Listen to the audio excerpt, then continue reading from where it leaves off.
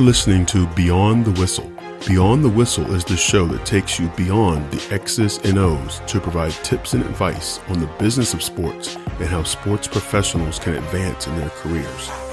Beyond the Whistle is brought to you by McKeefery Sports, a sports executive search and sports leadership consulting firm. Learn more at McKeeferysports.com. Welcome to Beyond the Whistle. I'm your host, Odell McCants, and thank you for listening. Personal brand. What is a personal brand? As a coach, why is it important for you to create your own personal brand? When I first heard Ron McKeefery's story of how he created income opportunities beyond his coaching, I knew I had to have him on the show to share his story with you. Ron is a globally recognized leader in strength and conditioning coaching. His experience includes stints in major college athletic departments, as well as NFL and Major League Baseball teams. He has trained and coached All-Americans and All-Pros. Today, Ron takes us to a low place in his coaching career, a place where most coaches have found themselves or surely will. It was a time when Ron realized how vulnerable he was as a coach, vulnerable to losing his job for things that had nothing to do with him. Facing a coaching staff firing, he realized that in order to keep his career, and most importantly, provide for his family, he had to find a way to create income and business opportunities aside from his coaching jobs. That would mean creating his personal brand. Ron shares how he created his personal brand, created multiple streams of income for himself, and how it liberated him from the pressures of the coaching profession. We discuss how having your own personal brand empowers you to control your personal story. The great opportunity that all coaches have to create a tribe of followers who know, like, and trust you. That tribe and your personal brand is what's going to get you through the transitions in coaching. And I love how Ron uses that word transitions because every coaching career has them. If you're interested in learning more about personal branding and how to create yours, I invite you to join me on a free webinar I'm hosting called Build Your Coaching Brand. Not a coaching style. That's your defensive philosophy. If your teams play up-tempo, those are not personal brand terms. Those are coaching terms. On the webinar, we're going to share how you create your personal brand. To control your personal story, create multiple sources of income, protect yourself from those transitions of coaching, and most importantly, help empower your own career.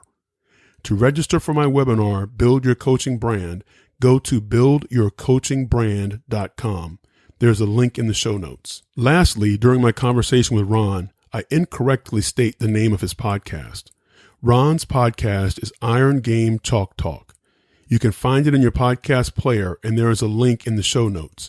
My apologies to you and Ron, and I highly encourage you to listen to the show. Also, during our conversation, one of Ron's dogs can be heard in the background.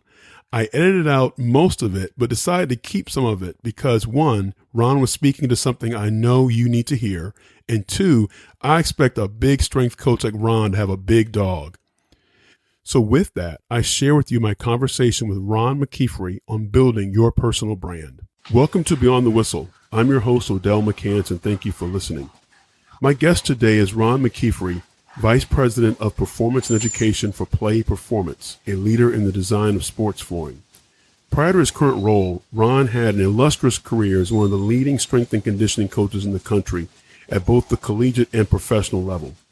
Ron's professional coaching career included serving on the staffs of the Cincinnati Bengals and Tampa Bay Buccaneers of the NFL and Major League Baseball's Kansas City Royals. Collegiately, Ron coached at Eastern Michigan, Tennessee, and South Florida. With coaching stops at those programs and organizations, it goes without saying that Ron has coached athletes who have become NFL draft picks, NFL Pro Bowlers, and collegiate All-Americans. In his role at PLAE, Ron leads the company's initiatives in the areas of performance and education. He also hosts his own podcast, Beyond the Chalk, and is the author of the book, CEO Strength Coach, teaching strength coaches how to become the CEO of their careers. Ron, welcome to Beyond the Whistle. Odell, thanks for having me, man. It's really, truly an honor. Ron, I was first introduced to you by listening to an episode of the Rise to the Top podcast by David Sightman Garland. And many of my listeners probably will not recognize that name. It's a podcast I listen to regularly that's focused on, I guess you could say, personal branding and creating products and services around a personal brand. And when I heard the story of how you created sources of income beyond your coaching positions, I knew that I had to have you on the show. A part of my mission with the podcast and with McCann Sports is to help coaches discover opportunities beyond their coaching positions. So, Ron, can you take us to that moment when you knew you wanted to create what turned out to be your personal brand? Yeah, sure. I remember it very vividly. I was coaching at the University of South Florida, and our head coach got accused of hitting a player, and it was only him and I in the locker room, with our players at halftime of a football game. And, basically, long story short, he was trying to motivate the player and kind of grab the kid's chin like you would grab a face mask to kind of straighten his face up so that you could talk to him eye to eye.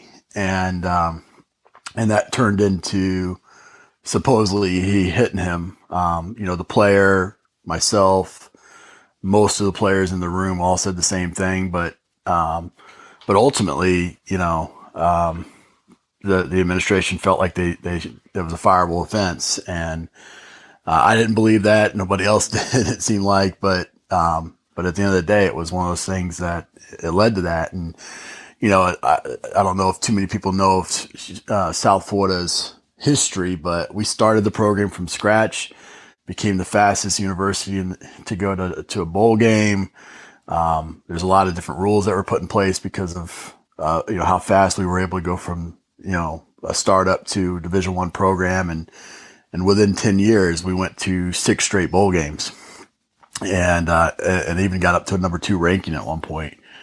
And so we had a ton of success. I'd come off a year before that being strength coach of the year, and all of a sudden I found myself in a position where the head coach was gone and potentially I was going to be gone. And up until that point I had lived, not in the coaching bubble of, like, I never really, the mortality in the profession never really occurred to me.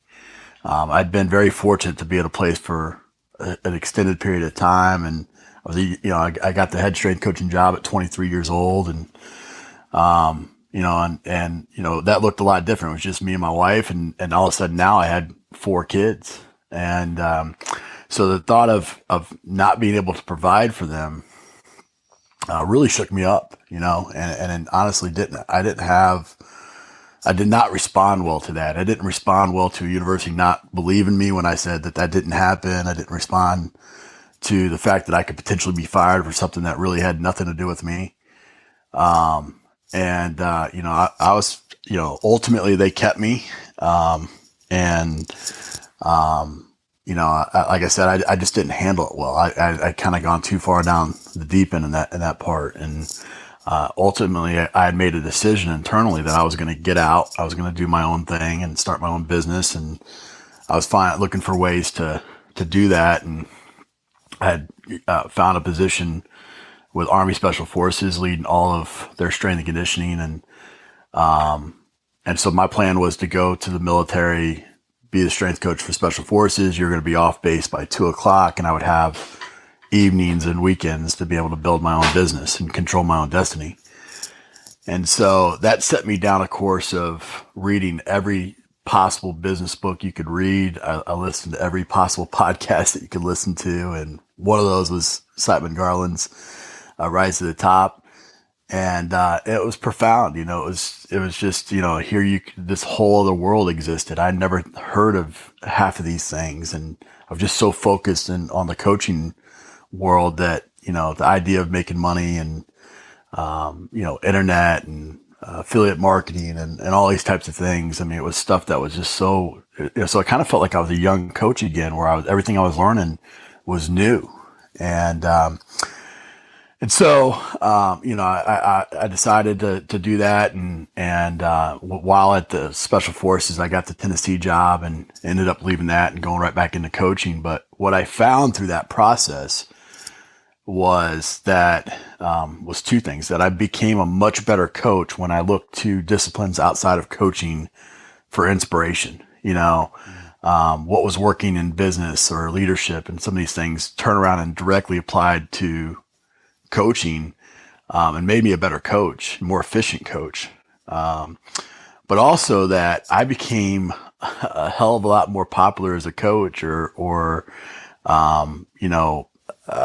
more valuable as a coach if I had my own personal brand. And in that time, I created my own website. I created a continuity program and educational platform and some different things. And by doing that, there's a lot more people that knew who I was. And in the coaching world, it's not always who you know, it's who knows you. Mm-hmm. And, and so instead of, I'd always been a guy that it was always the University of South Florida, or the Tampa Bay Buccaneers or whatever. And then and then Ron McKeefery came after that.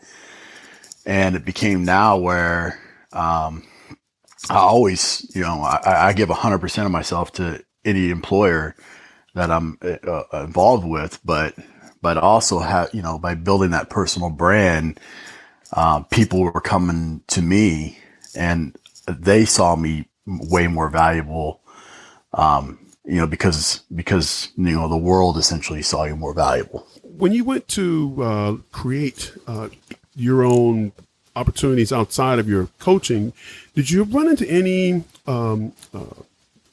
objections within the athletic departments or coaching staffs or university at large? And how did you handle those? Yeah, I was very conscious of that, and that was something because coaching's in my DNA. It's what I am and do, and I never really felt like I was going to get out per se, but of the profession, I just felt like I needed to work within it and find a way. And so for me, I made a conscious effort and decision early to make sure that everything that I did from a personal brand standpoint was centered around a platform of education. And so whether or not I was educating coaches or educating athletes or anything along those lines, I felt like nobody could really take shots at that. That was just a form of giving back. And if I was able to monetize that and to create some passive income from it, it really, that was kind of socially accepted in that space. Other coaches have written books, other coaches are speakers, other coaches have gotten some endorsements and things like that, and sport coaching, not necessarily strength and conditioning. And so I felt like if I could always make sure that I was providing, educational opportunities and educational, resources, then if I was confronted about making additional income, I felt like it would be a hard position for the organization or the university to say, you can't go help other coaches, and I made sure that I never, tried to double dip. I made sure that I never, went after markets that were similar to what the university's markets were. And so, that was my plan of attack. And to be honest with you, I never really encountered, any opposition to that. I think that was the reason why. It was because of the educational platform, but it was quite opposite actually. When I would speak nationally and internationally, that was celebrated within the university. When I wrote a book, it was celebrated by the university. When I had my own website, people would reference it and point to it, and again, it was celebrated. So I think, that was, I think so many times as coaches, we have this, we look at personal branding as this self-promoting kind of, jerk thing to do.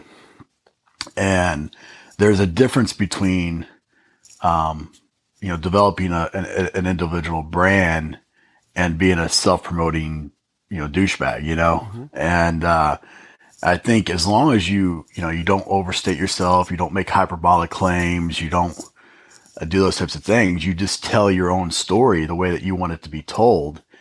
I think that's super important, because especially in this day and age of coaching, it's what's going to happen when you go to apply for a job.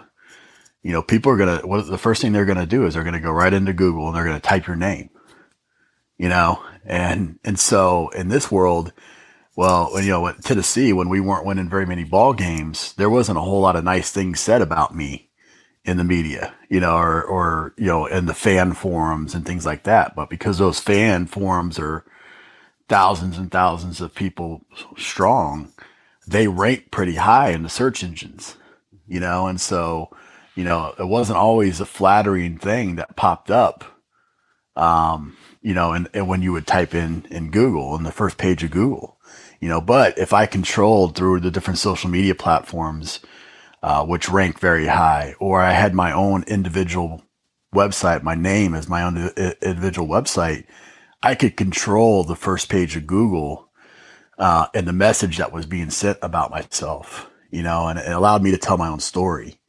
And I think as long as you do that, you're not hyperbolic. I think, it can be done in a very tasteful and a positive way. Yeah, and it becomes a great extension of the university and the department as well, in fitting right into that educational mission, absolutely, and giving back to your profession. Yeah, absolutely. I mean, the positives that have come about from it are numerous, too many to mention, but just a couple of them have been, having a better individual brand. I was able to recruit interns from all over the world and quite a few amounts. So, I was able to get essentially free labor or people just because they wanted to learn, from me, and thus the university would benefit. Or, when I became a best-selling author, I wasn't just being introduced as their head strength coach anymore. I was being introduced as an international #1 bestseller, author, as well as their strength coach, or, strength coach of the year, or whatever it may have been. And, I think, those things, all add value, to the university in a big, big way. When I, almost, latter part of my career, my kind of reputation, my online presence kind of always preceded me, and so it made things a lot easier, with the athletes, to where it was a lot easier for them to buy into me because they could research me and they could find out some of the things that I had done. And, they weren't seeing some of those negative things, And coaching today's generation of athletes, I think that's really critical. I know in our generation, we did things just because coach said to do it. Right. But now these kids, they've got Google right there. That's what they've grown, and they're going to research it. So, Ron, when you came to the realization that this was a step you had to take, what were some of those first steps that you took? Yeah, but really where this all came about, the story goes, is I was really upset with the whole situation. I just walked out of a meeting with our AD, and he basically told me that there was a chance of me not being kept with the new coach, and very upset. And I went to the bookstore because I would go to the bookstore because it was a place that I had to calm down. So if we had a bad workout or we had a bad day or whatever, before I'd go home, I'd go to the bookstore. And I'm a guy that I read one book through high school and college. I just read one book. I wasn't a big reader at the time. And so, but you couldn't go around huffing and puffing and pounding your chest in a bookstore because they'd call the cops on you. So that's where I'd go to kind of calm down before I went home. And I was walking around and I came across a book called The 4-Hour Workweek by Tim Ferriss.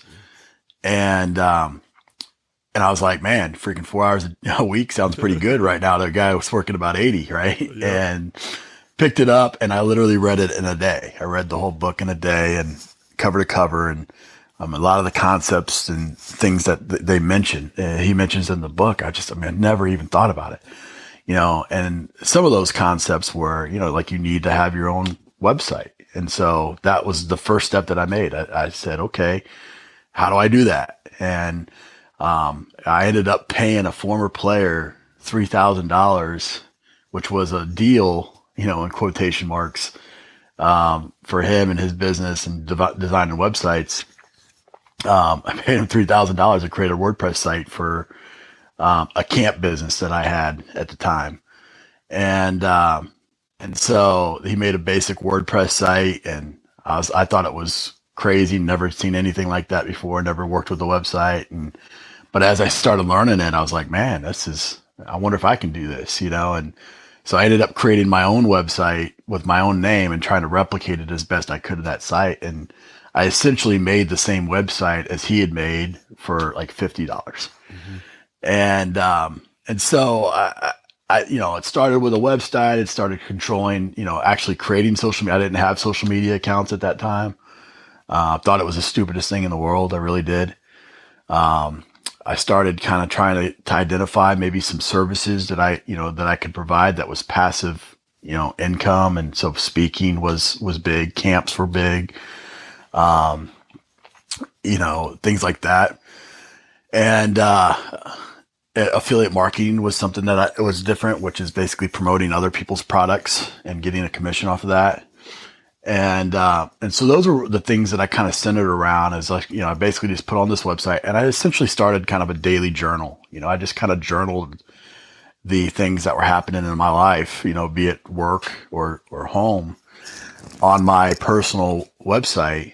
And I started to build what has become a tribe. And I think that's probably the biggest thing that I would recommend to coaches is that tribe, those people that know, like, and trust you. That's what's most important in the coaching world. And the bigger your tribe is, the better you're prepared for those moments of transition. Because if you're in coaching, it's not if, it's when you get fired. And it has nothing to do with your abilities as a coach. It just comes down to wins and losses. And that's a hard thing for coaches to understand sometimes, and and a lot of coaches that I know, when you go through those firings, man, you're questioning everything. You're questioning the profession. You're questioning yourself. You're questioning, you're worried about your, it's a lot of it's a lot of stress that you take on. And oftentimes you end up, going to jobs that you don't necessarily want to take, but you have to take, and all those kinds of things. And so the stronger that tribe is, and having a core group of people that know, like, and trust you, well, if that's the time, like, that you need to be able to, you can leverage that group, by creating speaking opportunities or a book or things like that, to where you can make some income to make it so that you make a better decision, for you and your family. And that's what it's come to now for me. Is now what I tell people is I coach on my own terms. I coach who I want, when I want, where I want, as opposed to just taking whatever job that's that I feel like I have to because I need to make money. Mm-hmm. And it's such a powerful thing. The last, collegiate job I had was with Eastern Michigan, and I literally made as much money on the side as I did from the university. And it was very, and so in that setting, I didn't have to compromise anything. If I didn't agree with something ethically or morally, then I would simply say, hey, look, it's fine. If I'm not your guy, I'm not going to compromise what I believe. If I'm not your guy, that's fine. I'll resign, or you can fire me, whichever one. I can go do this, and I can take these 80 hours that I'm putting into your university and go put it into this that I've already, making the same amount of money on, and I was able to stick to my convictions and those things. And that's, when you live that kind of stress-free life in coaching, it's freaking incredible. You mentioned tribe, and I think it's hard for all of us to realize that we all have an audience. We all have a tribe who want to hear from us. What was that process like for you to identify who your audience is, or would be, and who would become that tribe? Yeah, I think that's a great question. And I think it's one of those that you have to define pretty early so that you can make your efforts and your time as efficient as possible, because you don't have a lot of time. if you're coaching, you're working 60 to 80 hours a week, you might have 5 hours a week to put towards this kind of side hobby, this kind of side hustle, and so you want to make that very structured and very, coordinated. And so for me, it was just kind of looking to see, all right, what, ultimately, why did I get into this profession? What do I want my legacy to be? And I wanted to impact as many kids as possible. And I felt the best way to do that was to try to coach the coaches, the people that, one coach touches more people in a life than most people do, most coaches impact more people in one day than most people do in their entire life, is the old Dale Carnegie quote or whatever. Right. And I think, for me, that was, okay, how do I coach coaches? Or, that's what I want my tribe to be, is this group of like-minded individuals that are very similar to me, and so I identified that and, went down the route of, all right, now how do I best get my message out to those coaches?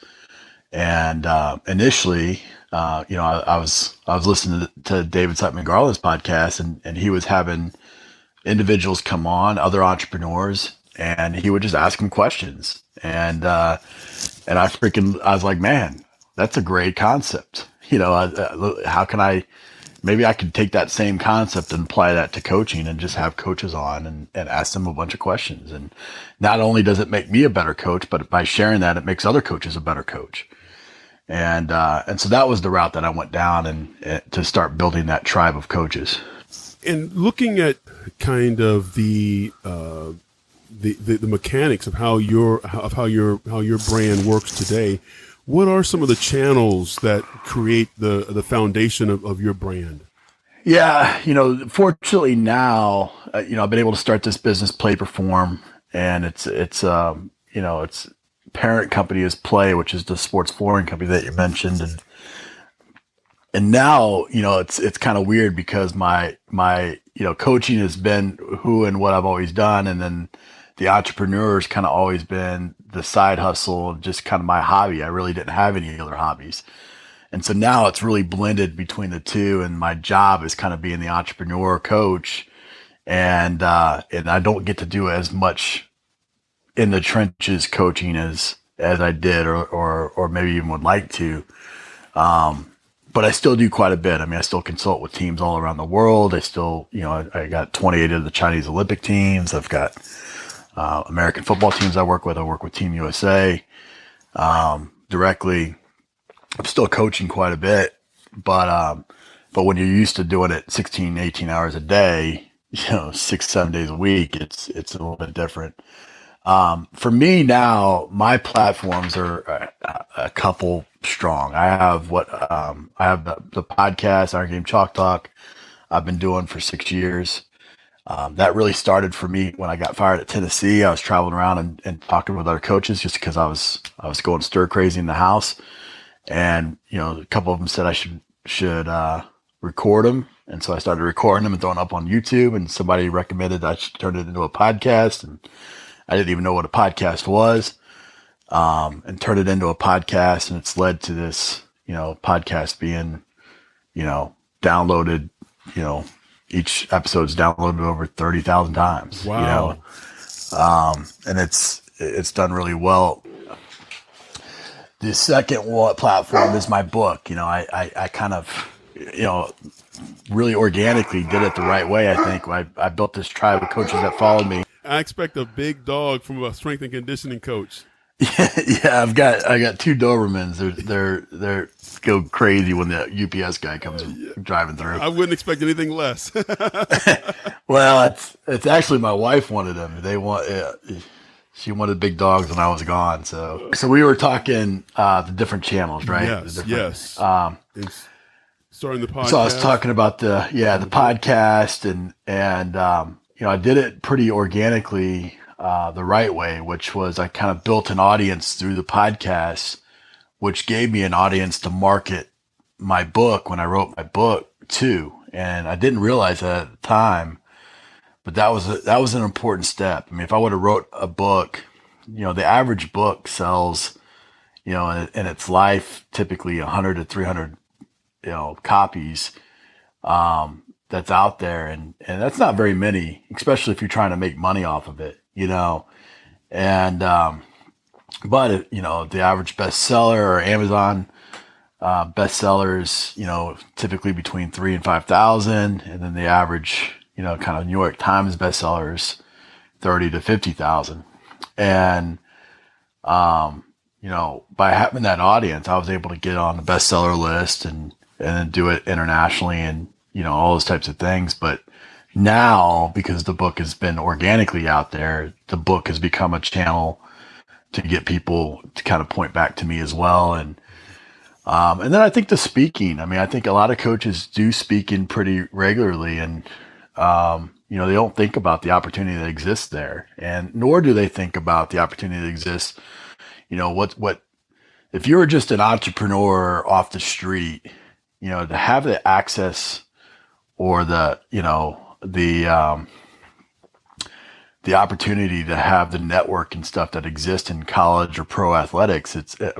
Most entrepreneurs would kill for that, and coaches have it easily. When I first took the job at Tennessee, this is really when I was still, very young into the entrepreneur space, and very concerned about how that would be perceived. When they announced me, I went from, 1,000 followers on Twitter to 10,000 in like an hour.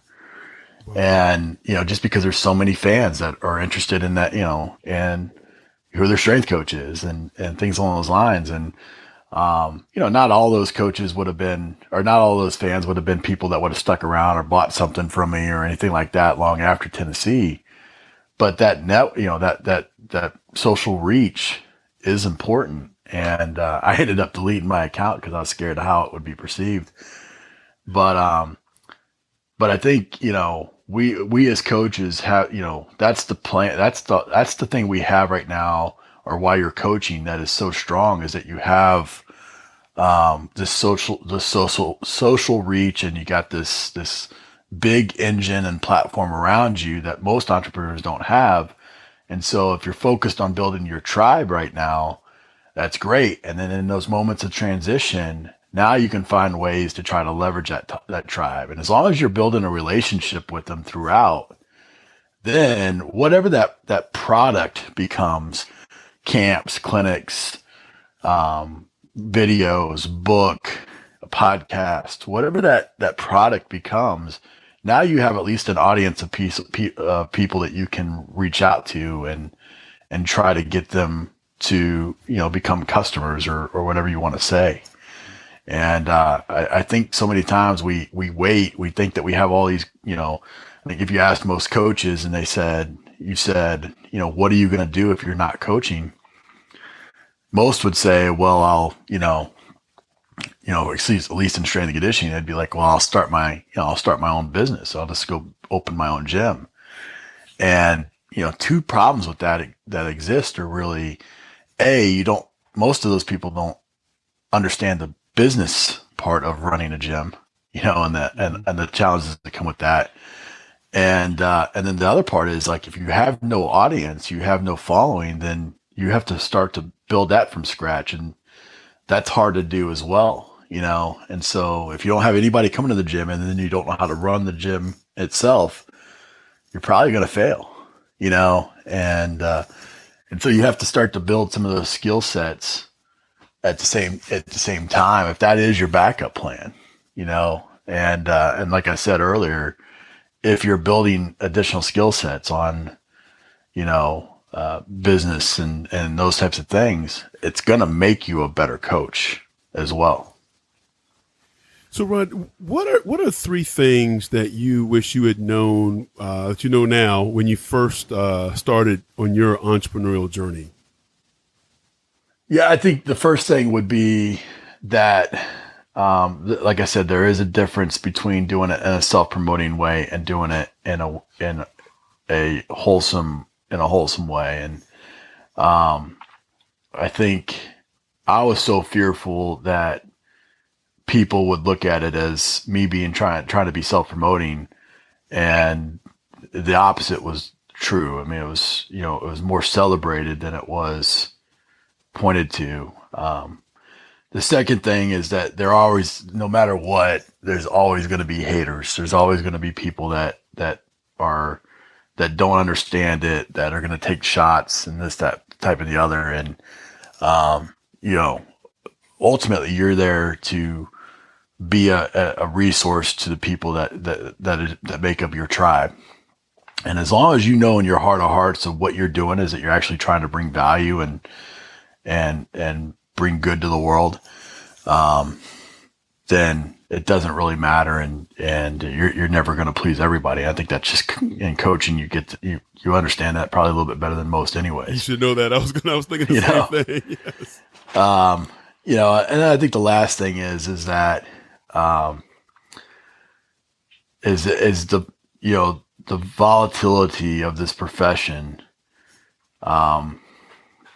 It makes it extremely tough to retire doing it, you know, and, you know, and what I found is that there's so much freedom that exists, so much power that exists in, you know, having additional streams of income and diversifying yourself and things like that. And what that does is, by having that peace of mind and not adding that stress to your life, it allows you to be the coach that you want to be, and allows you to do it for as long as you want to do it, you know?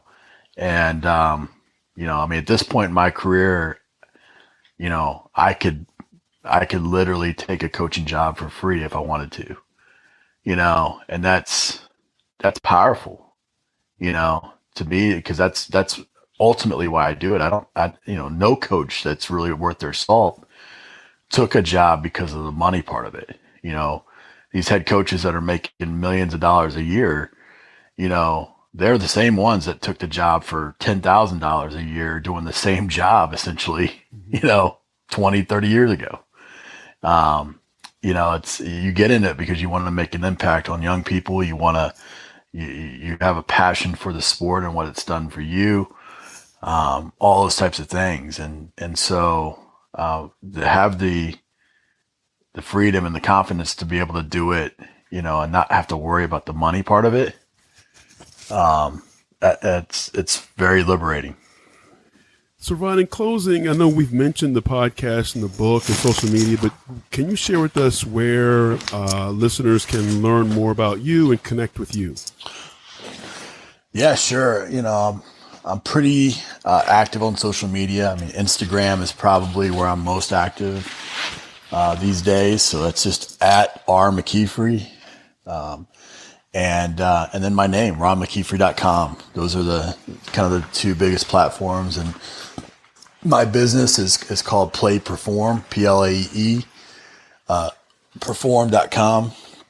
And like I said, we're an education performance company that work with various teams all around the world and provide performance and educational initiatives. So those would probably be the best places. Yeah. We'll have links to all those in the show notes.